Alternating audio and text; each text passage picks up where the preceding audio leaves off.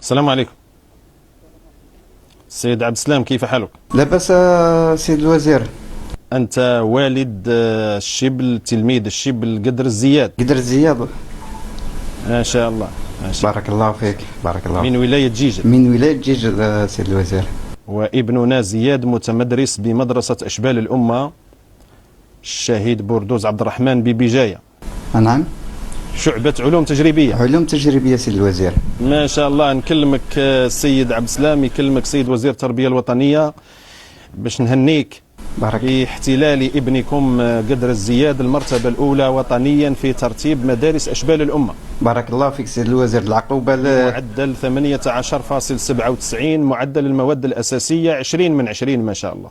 بارك الله فيك. العقوبة لولادك انت لها عقبوا ان شاء الله. ان شاء الله. الحمد لله، الحمد لله. اعطيني زياد اذا كان موجود.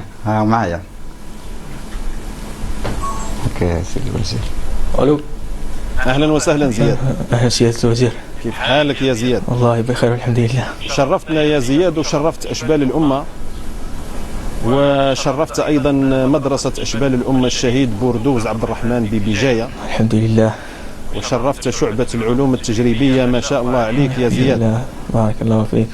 فكل التهاني ليك وللأسرة الكريمة ولأسرة مدرسة أشبال الأمة الشهيد بوردوز عبد الرحمن ببجاية، وللأسرة التربوية كلها في ولاية بجاية التاريخية العريقة.